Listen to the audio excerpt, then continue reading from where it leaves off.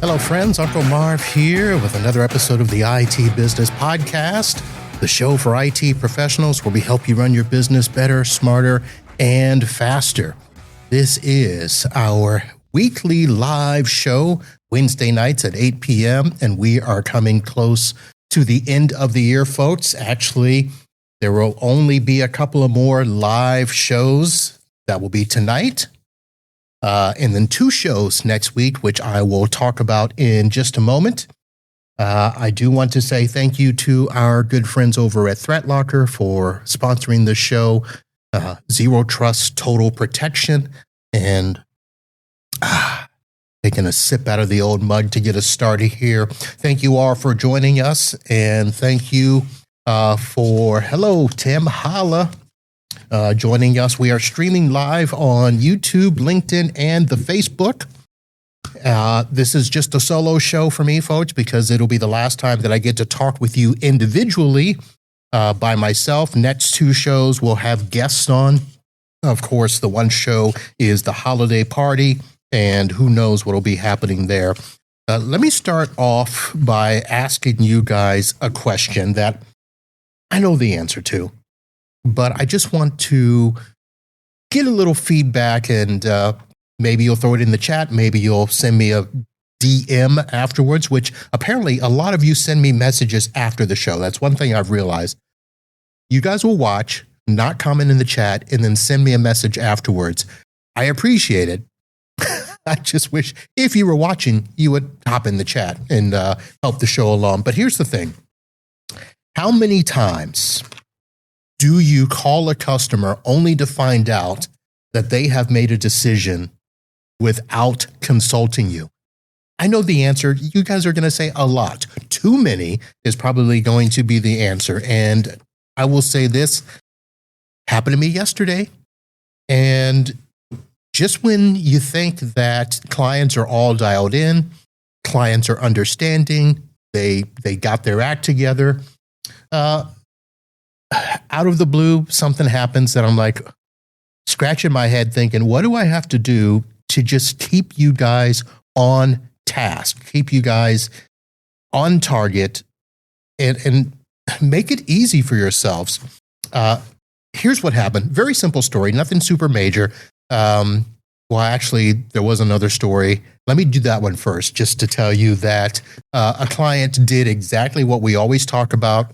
Copier showed up, no communication. How did I know that it showed up? Domotz sent me an alert that the old copier went offline, and then a few minutes later, copier name shows back up, same IP address, different model number, and I'm like, yeah, okay. So I call over and get the receptionist. I ask for the point of contact. Point of contact, not available. She says he hasn't come in yet. I don't think I believe her. But I asked to talk to the copy guy, and the copy guy's, yeah, we're putting in a copier, same IP. I'm like, well, how about if you give me the MAC address and turn your copier to DHCP so we can set it up properly in our network? Oh, well, we don't do that, blah, blah, blah. I'm like, that's not a problem, sir. Can you just go ahead and do that for us? And it was just frustrating. That's not such a big deal to me because this is actually one of 3 legacy clients that I have. This is a client that I've had for many, many years. They are on the absolute bottom tier of support that I'm giving them, and this is the final year. So come January, their bill is either going to triple or they are going to go away. I'm assuming that they're going to go away because they always tell me that they can't afford it. So I'm not as worried about it, but it's just frustrating that that happens. So the original story I was going to tell you was a not-for-profit that they've had some change in leadership, but I've had them for, 10 plus years, maybe 12. I'll have to go back and look. And they were having some issues with what they considered spam. And I'm like, okay, we haven't had a spam problem in quite some time. They're set up in 365. They're set up with AppRiver. And I asked them to forward me some of the stuff. And turns out it is email that is coming from their website where people are either commenting on a blog post, they're using the contact form, and it is going to a shared email address that they were using. And so I had to ask the question, well, why is that shared email address all of a sudden the point of contact for the website? And like, oh, well, our web person didn't want it anymore. We're not using her. Now, this is something where, yes, I knew that they kind of didn't want to use that person. I had somebody else that was doing some maintenance for them.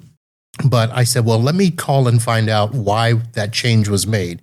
Because really, the admin account on the website shouldn't be a shared email address, blah, blah. So come to find out, I'm talking to the receptionist there because the executive director is in a meeting. And she's like, oh, yeah, we're getting a new website January 1st. And I said, oh, well, that's nice. I said, were you guys going to call me? And she said, well, yeah, we should have sent you an email because we just finished the meeting with them earlier and they asked us who was handling the domain and all of that stuff. And I said, okay, did you tell them it was me? And she's like, well, no, we didn't know for sure. And I'm like, you know that. Every time we have an issue with email, every time I said, you know, I'm the one that handles that. And we don't let other people do that. So I ended up talking to the executive director today, who pretended like she didn't know. But she was very happy to put me in touch with the website people. And turns out, and here's the thing, I don't even really mind what they're doing. It's just how they're doing it. So this is, again, I said, a not-for-profit. And the website that they had gotten is probably as old as I've worked with them. So 10, 12 years. And the company that was doing the website charged them a lot of money. And I know the website management it's not cheap. I'm not going to say they shouldn't be paying anything. One of their board directors decided that he would have his web company provide them services and he would take care of it. I have no problem with that. But the idea that you're going to make that big of a change and not even think to reach out to me, just frustrating as it is. So the bottom line is, you got to talk to your customers, folks. Find a reason to call them and just kind of poke around, especially if you notice things going wrong. So that's how my last couple of days are going. Between that, another client that we're doing a major overhaul on one of their case management databases. This is a law firm, and they thought that they wanted to, get to a new program and do AI, but turns out they haven't done any of the automation in their existing program. They haven't used any of the triggers. They haven't used any of the sync tools. So we're turning all of those on. So we brought in a efficiency specialist that works with the program. I spent 2 hours on the phone with them today talking about all those changes. We did a look at the SQL database. Yes, it's a SQL database. Yes, it's on-prem. Do not chastise me or say anything. So, so that was a big day today. So we did all that. We turned on Exchange Sync, which is a part of this program, to where they can have their calendar events in their case management program also sync up with their phone.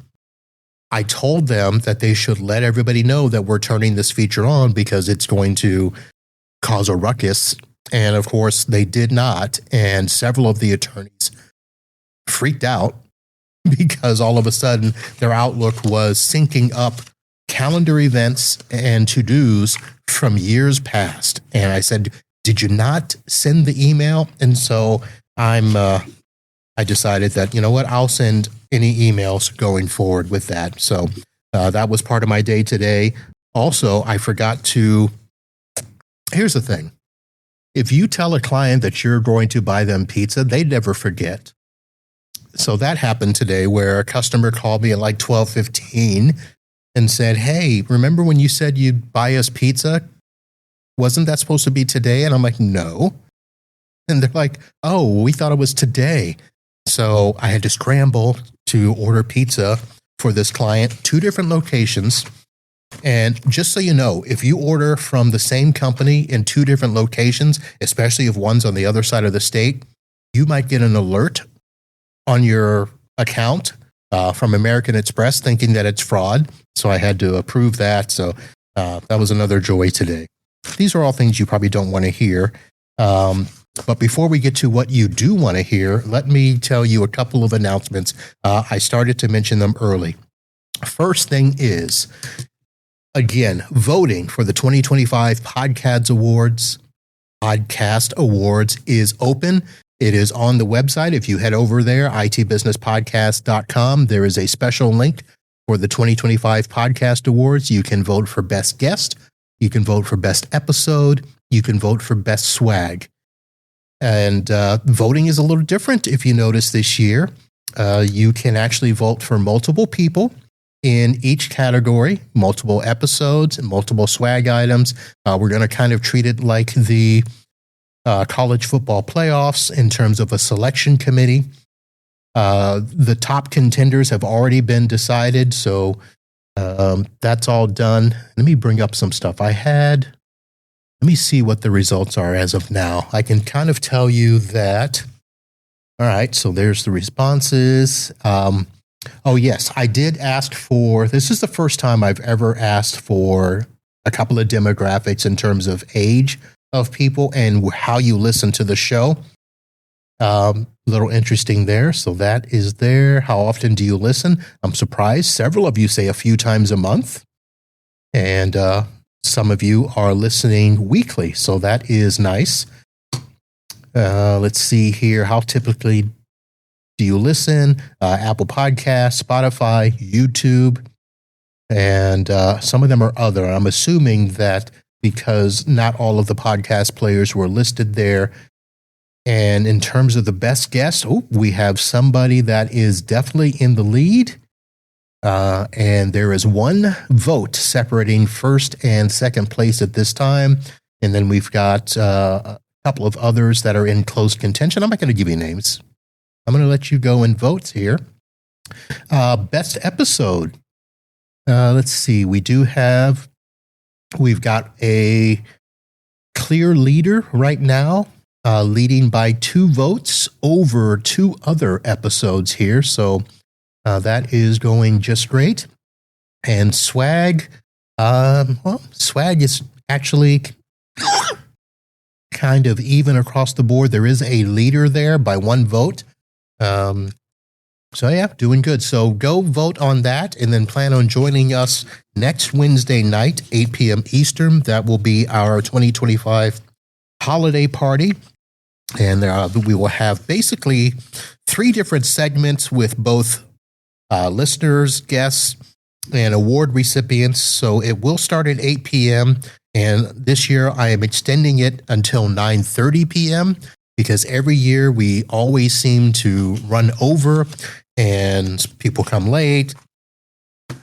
Things happen, people drink, and don't want to end the show early. So that will be an extended show that we will be doing next Wednesday. The next thing is I hinted at a show called Techies and Trekkies, and that is now confirmed. I just got a secondary confirmation. Excuse me. I have probably talked more today than I have in the last couple of months. Sorry about that. Yes, so I got confirmation today from 2 guests, and I will actually confirm that 1 guest is actually going to be from the Star Trek Enterprise or the Star Trek universe. So this is a person that is closely involved with the Star Trek franchise, not just Enterprise. They're actually on several different shows, involved in a movie, not an actor, but somebody that is heavily involved with the franchise. So that will be next Tuesday, December 16th. And I will post that so you guys can all see that. So that will be a live show. So we'll be streaming that as well. Oh, what's going on with my voice? So very interesting there. So tonight, what we are going to be doing is I am going to start off with comments in the chats here. And just realize, folks, if you're on one platform, you don't see tweets because they don't go across the platform. So, of course, earlier I said, hello, Tim Golden was in the thing. Yes, client doesn't communicate. And Corey Clark, hello, fine, sir. And the winter sludge, even in Florida. Well, here, I can tell you what's happening. So what I did not tell you guys is that tomorrow I will be doing my annual trek to Georgia. That is when we spend Christmas at the cabin up in the mountains of Georgia. I will be flying out tomorrow night, and I fly in, stay the night, wake up Saturday, drive up to the mountain, and spend Christmas with Kim and her family Friday, Saturday, and Sunday. It is going to be a cold Christmas. I think we've already determined that there will be temperatures in the 30s. I know that some of you are kind of like, yeah, whatever. But you know what, folks? I do not live in that. So yeah, tomorrow night, the low is 30 exactly. So that is what we're looking at. So 30, Friday, 31, Saturday, 35. That's the low. The high is only 48 and 58.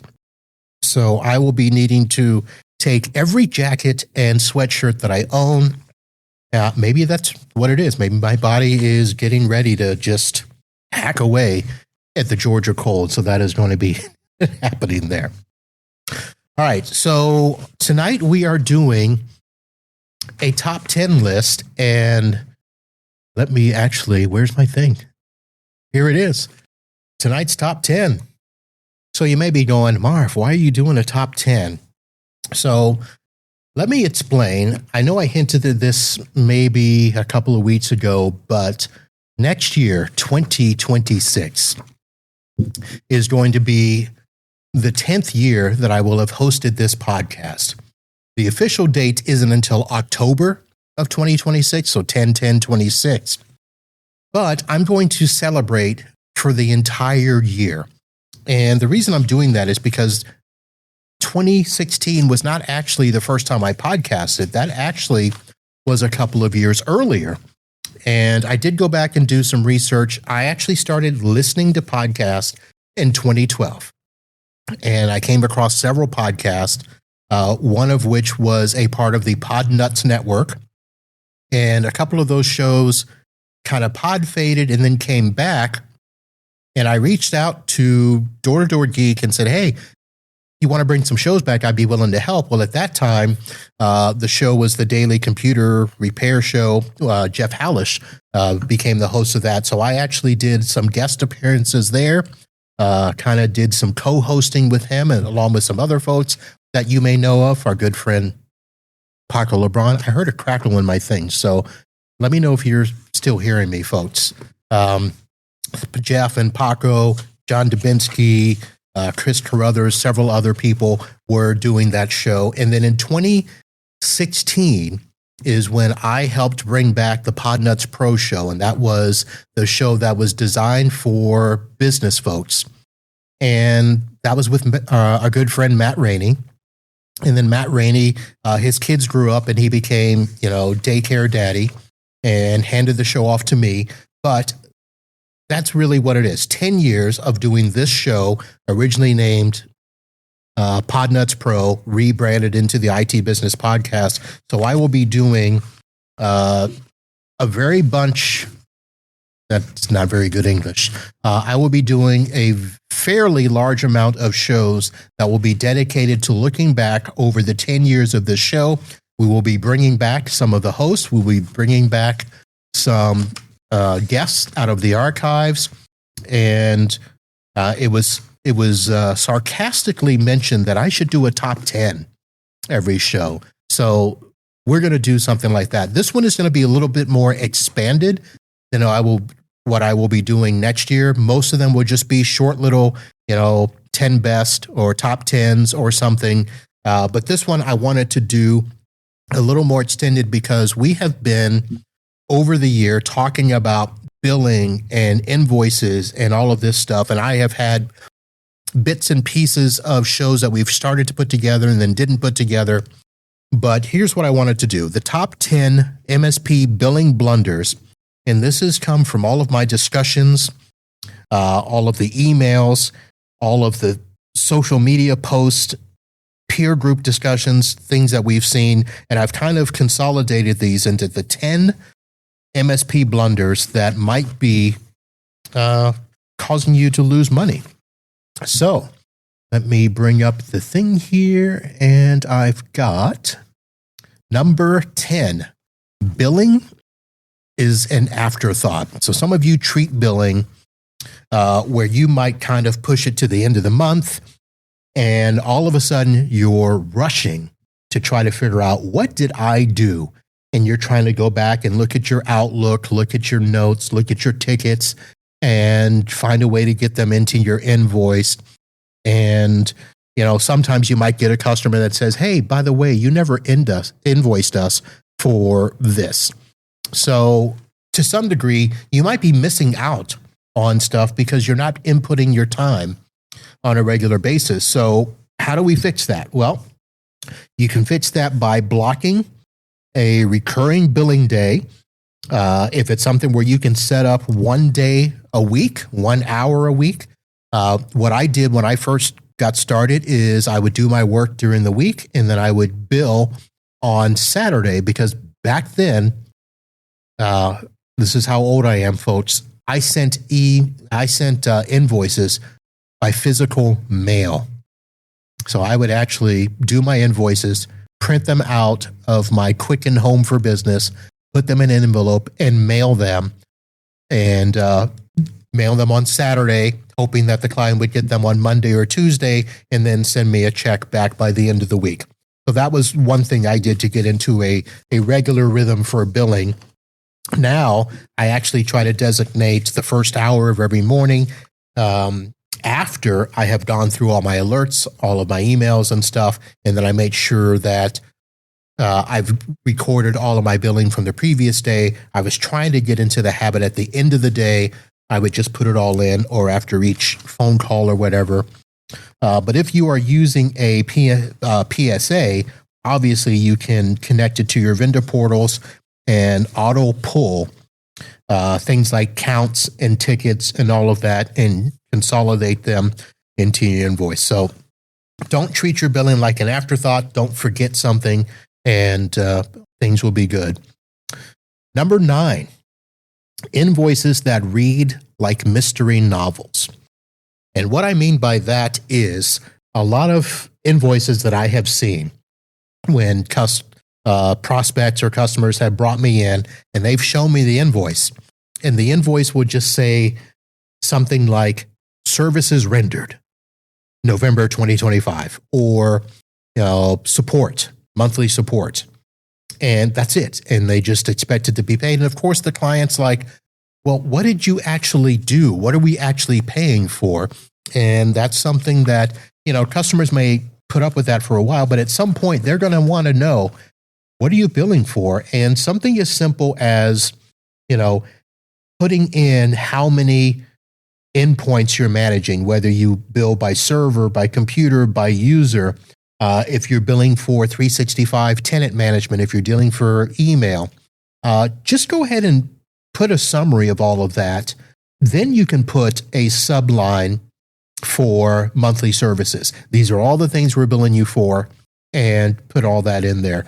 The other thing you can do is, after that summary, put in a little thing that says, hey, this is the work we did for you that month. If you don't have a ticketing system where the customer can go in and see that on a regular basis, just put a few things on. It doesn't have to be everything, but put a few things on there that they can say, okay, yeah, we remember you did that. You installed this. You took care of this over the phone, things of that nature.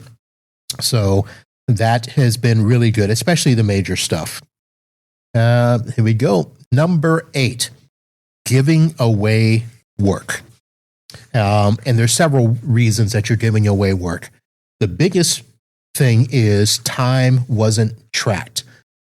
And that goes back to kind of number 10, what we talked about, billings and afterthought, if you are not trying to find a way to document everything that you've done so that you can put the time in,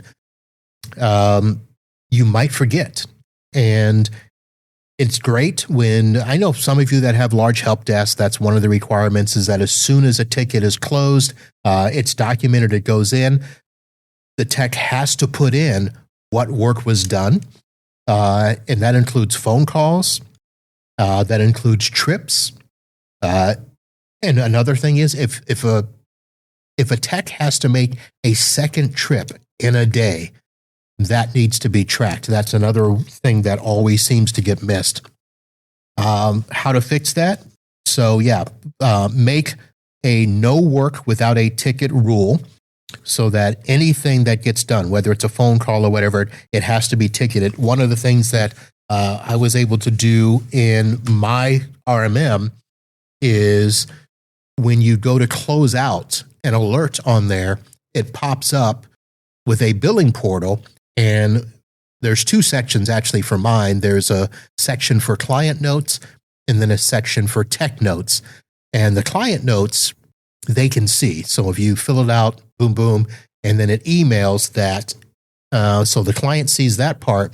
The tech notes actually goes to Kim in the office here so that she can actually add it into my time tracker once I'm done with the ticket. So that's one thing to do. So every time I close out an alert and go to, input that information, I have to put something. It can't be blank. Yes, there's some of them where I actually would just put in something stupid like completed, because it might be something as simple as updating virus definitions. I don't always bill for that, but that's one of the things. If you do time entry reports weekly, check on those. Figure out a way to use your remote tools where they will log anytime there's a connection made. So whether you're using your RMM, there should be a report that can be run at the end of every day, and you can just go in and make sure that you've checked everything off. If you're using something like a Domotz to do a remote connection, whether it's to a switch, a printer, a workstation, Domotz keeps a log in there. What else? Action Auto. If you're using Action Auto, that's not Action Auto. Action1. If you're using Action1 as your patching system and they have the poor man's version of an RMM, if you're using that, Action1 keeps a log of all of that stuff as well. So try to use tools where, you may not be able to document everything at the exact time, but you can at least go in at the end of every day, worst case, the end of every week, just run a report. Here's all the stuff that I did, or at least here's the times that I did something, and put that in there. So that is number 8. Number 7, misconfiguring discounts and special deals. So one of the things that I learned early on was to not be generous with my discounts, and things like a friends and family discount went away real early. I was not going to be doing that because then everybody wants the friends and family discounts. Let's see, special bundles. Let's see. If owners promise custom rates, onboarding discounts or special bundles, but the billing system never gets updated, invoices are wrong every month, over discounting cuts margins, under discounting creates arguments, credits, and reissued invoices.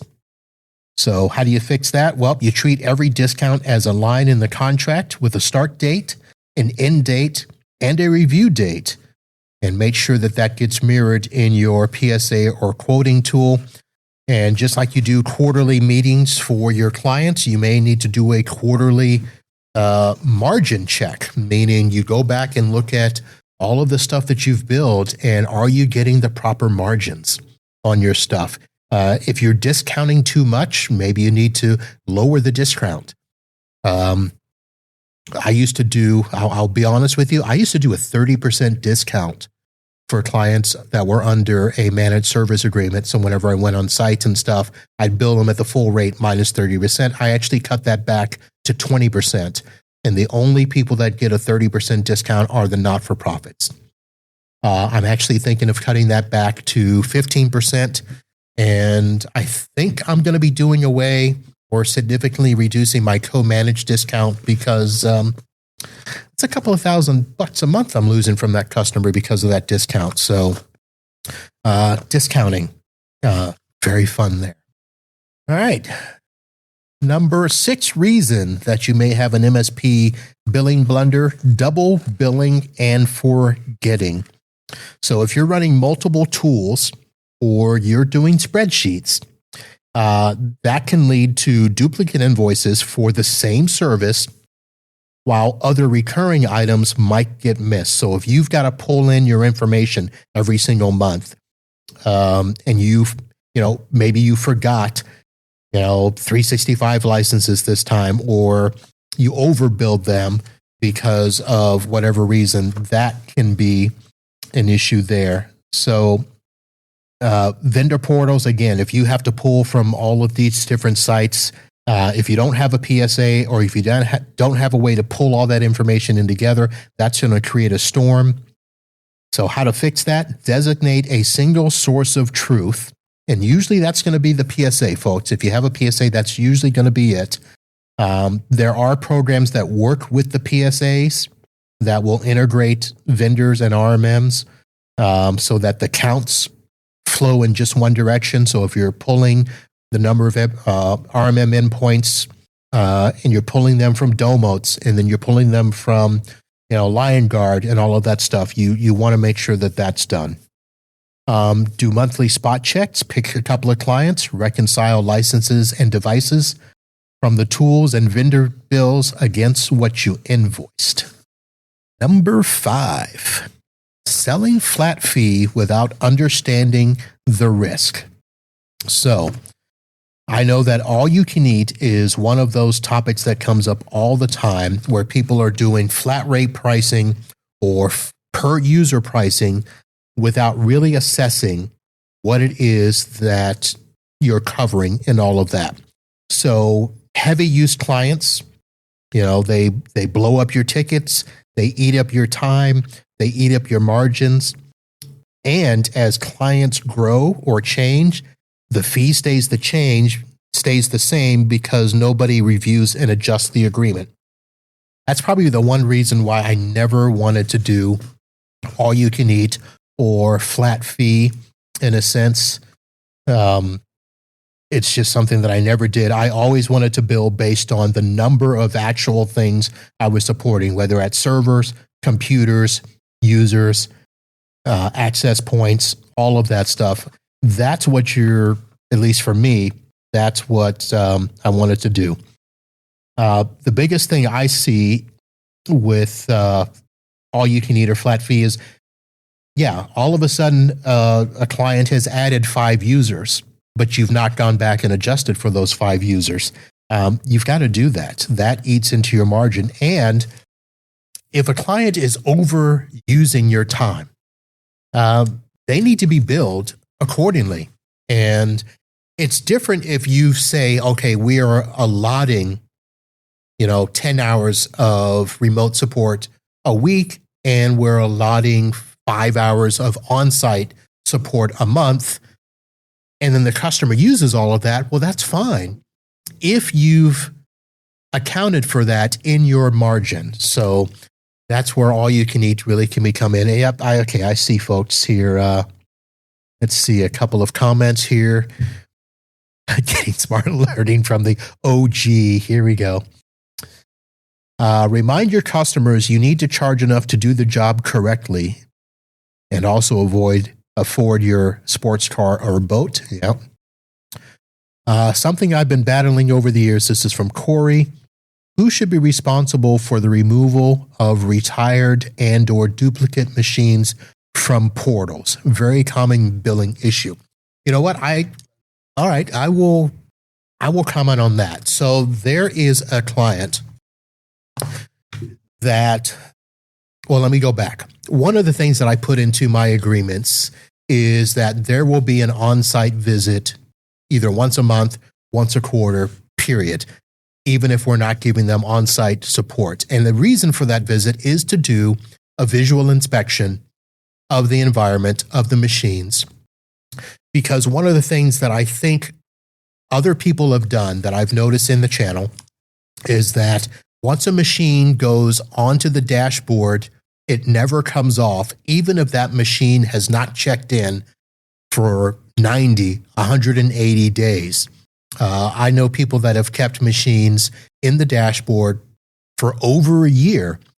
And if it's in the dashboard, it's going to get billed even if it's not in use. And I do have a customer that they will do that because their mind, they're going to keep that station and set somebody up. And they always want us to take off that station because it's not being used. I said, that can't happen. If that station is on your network and it's on, it's going to be getting updates. There's a chance somebody could walk up to it and log in and start trying to use it. So it needs to be billed as if it's being used because it's going to be updated. It's going to be protected and all of that stuff. Now, if a station gets unplugged and is physically not on the network, well, that's another thing that needs to be investigated. Because one of the worst things that I have run into is a machine that has been off the network, and then all of a sudden somebody starts and they think, oh, well, we'll just hook this back up and you'll be good. And then all of a sudden, the power supply doesn't work, it never comes on, or that machine got pilfered because somebody decided they wanted that keyboard or they wanted that wireless mouse.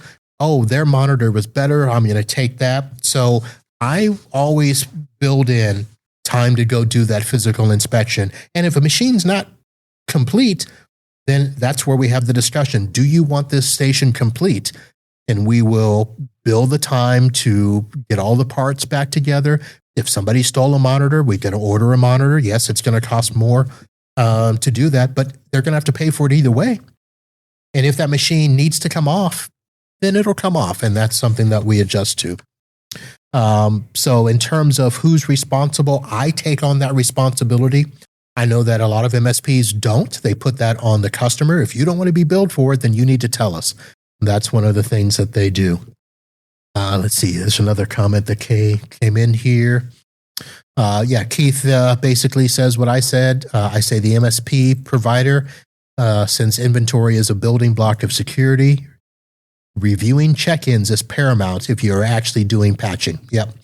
So that's what I do there. So I take that on. And the whole reason also really comes down to if you don't, and that customer has a person that shows up to start Monday morning, 8:30, and that person can't work, they're calling you anyway, demanding emergency service, and this is why we pay you all this money.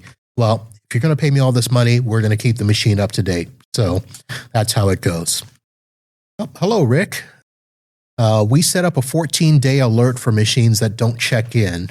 We then call the customer and ask them if the machine is still in use. That's why it's important to know whom uses the machine and where it is located. Yeah, 14 days. That's pretty strict. I actually would do a 30-day, and that's a 30-day window. And I may call them if it's a machine that I know is in use and it's been off for a few days. I may call and say, hey, is such and such out or whatever? And a lot of times they'll go on vacation or no, they're sick and can't come in. And I'm like, okay, we can get you, most of the machines I'm able to turn on through Wake on LAN, but out of courtesy, I call the customer rather than just turning them on. I do have a couple of customers where they know that if a machine's off and I can turn it on, I'm going to turn it on. But yeah, if a machine has been off and I can't turn it on and it's been offline for 30 days, that's a call. All right. Good points, folks. Thank you very much for putting in there. So let's see. That was number 5, not understanding flat fee. Number 4, out of sync contracts and billing.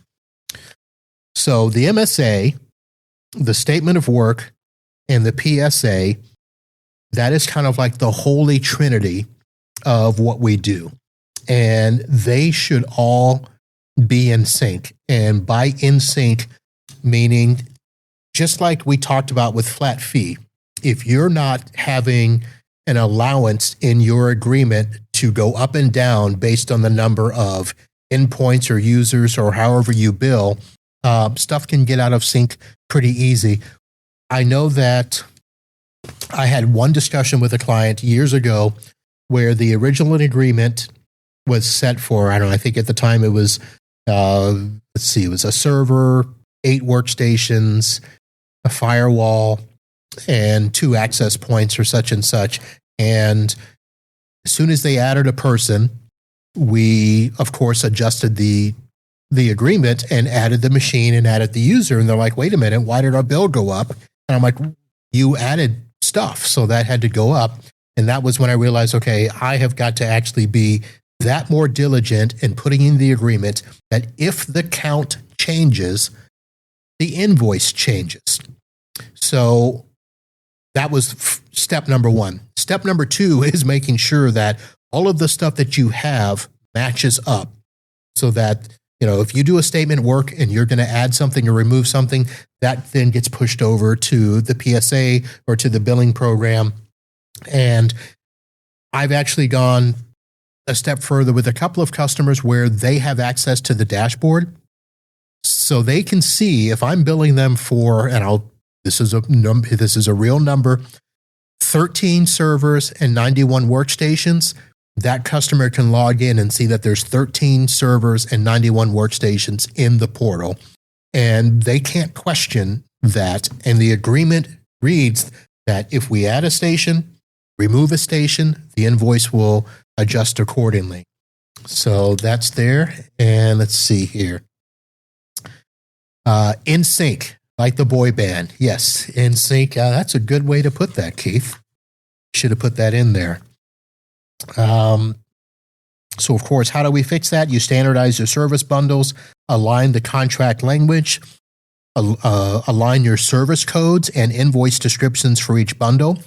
That's another reason why if you do your invoice and you just put something as simple as services rendered, that's not going to be enough for them. If you can say, here's the number of servers, here's the number of workstations, here's the number of users, and then underneath that, where you write, here's what we did for you. Well, by the way, we installed 2 new computers for you.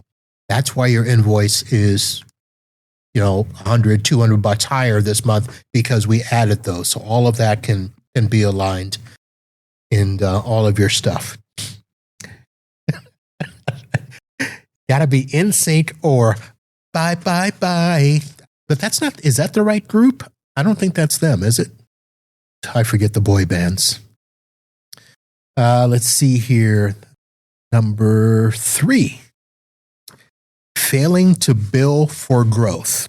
And this again is a build on what we talked about, everything being in sync. That's going to be probably the theme for tonight.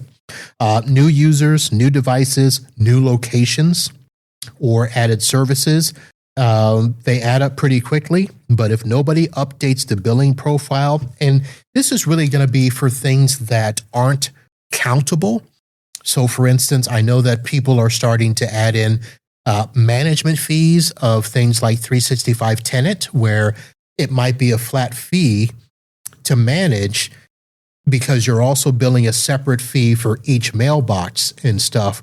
But if you start to do more things inside of that tenant, I had a conversation with Ben Wilcox on the last show where they started doing data classification and identity with Purview and stuff.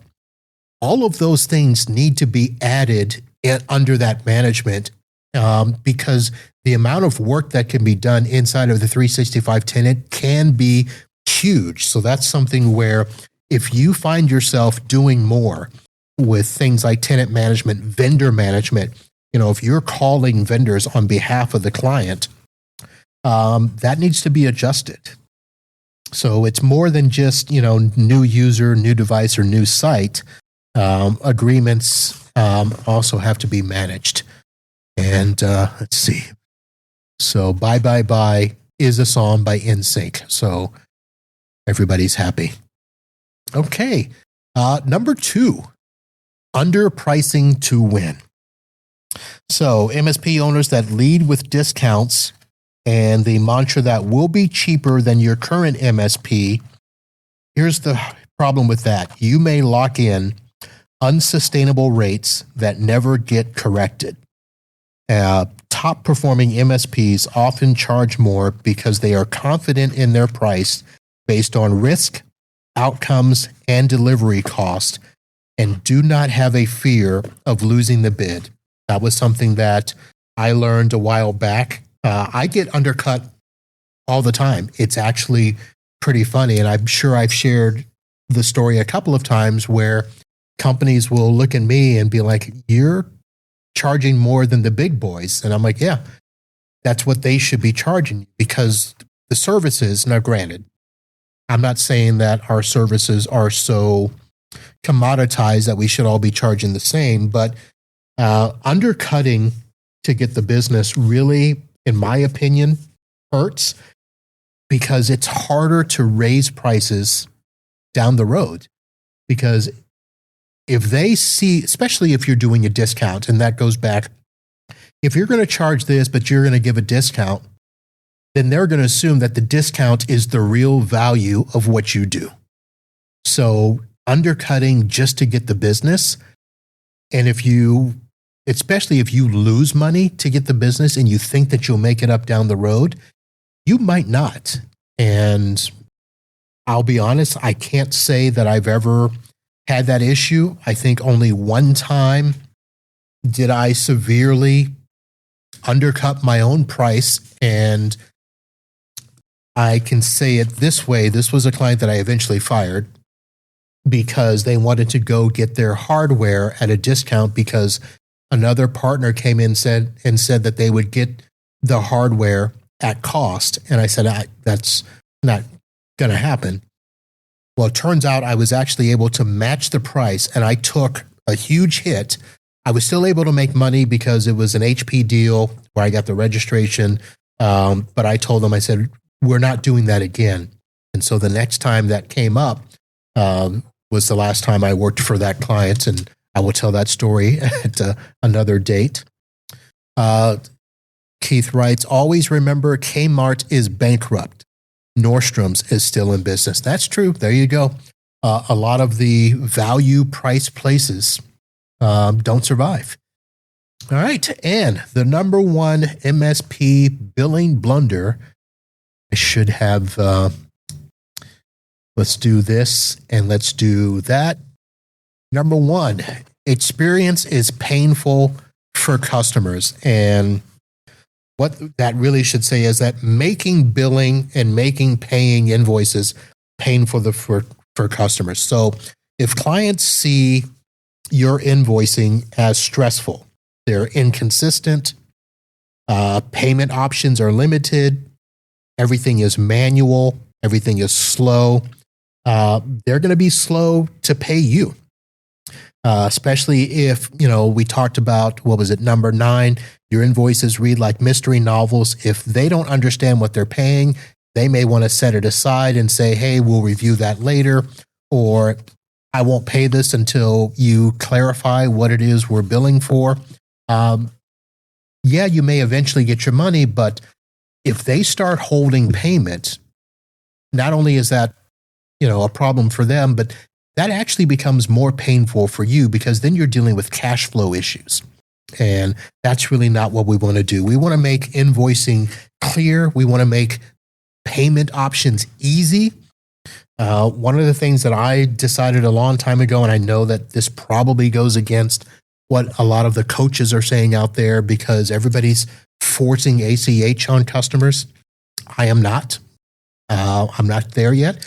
ACH is an option, but I have still given my customers the option to pay however they want to pay. I still get physical checks.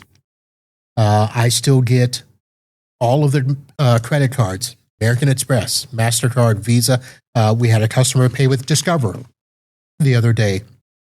My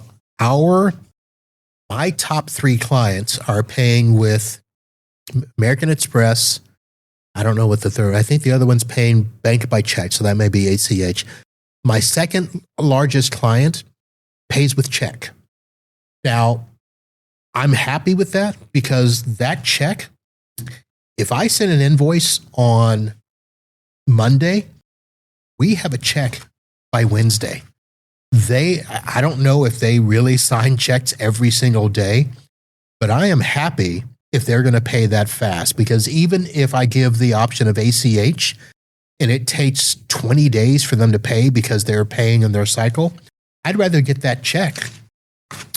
And then the customers that pay with credit cards, I know that there are programs out there like alternative payments and some of the others out there that are pushing the credit card fees on the client, the convenience fees and stuff.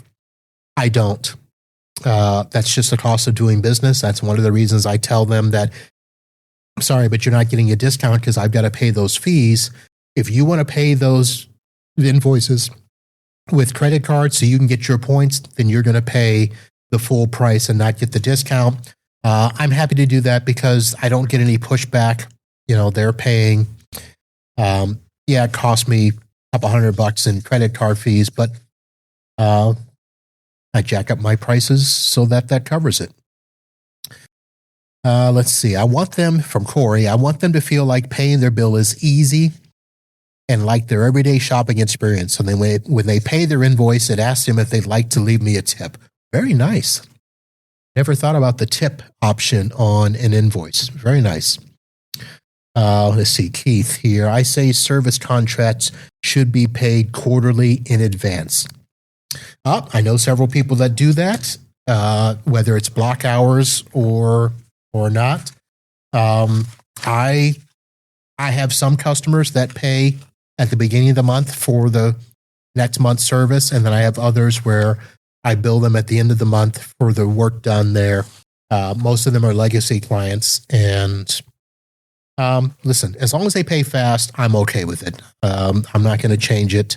I'm old. I don't care. Let's see here. That is it. We get that off there. And there was, I kid. Oh, okay. So you don't put the option for a tip on there. I guess that's what that says there.